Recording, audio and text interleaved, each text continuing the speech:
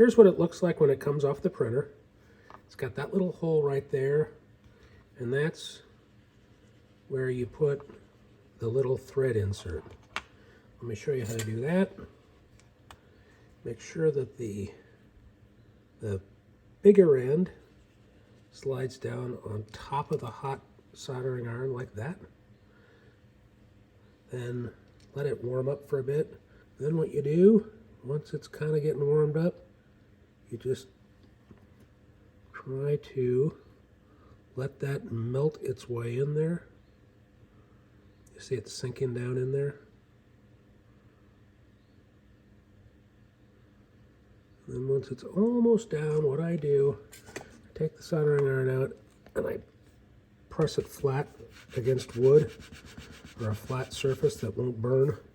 And that way you get a nice flush surface so that when you put the bolt in the side, it'll be straight, plumb. So then if you want to make a fancy little thumb screw, just take a regular M4 bolt, put it down through that thing that you just printed, line up the corners.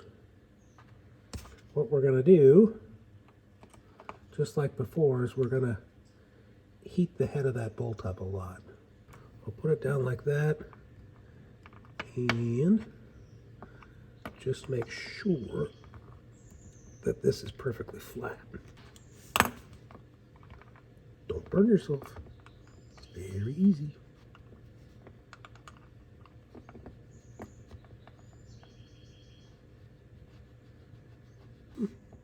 Once you've got the thumb wheel done, you can put the dial indicator in there, tighten it up,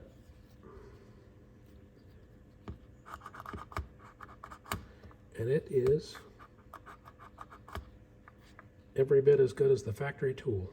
You might need a little extension there, depending on what you're doing, but not bad for a tool that's basically free. Here's the alternative version that is set up to use hardware that you can get at a local hardware store. This all came from Home Depot. So it's a 1032 square nut, and when you print this version, it has like a square inset right there. And just like the other one, you just heat up the square nut with a socket, melt it in there, and then make sure it's flush by pressing it down that way. And then you can also get a wing nut like this from Home Depot. Slide it through there and use that to secure the dial indicator.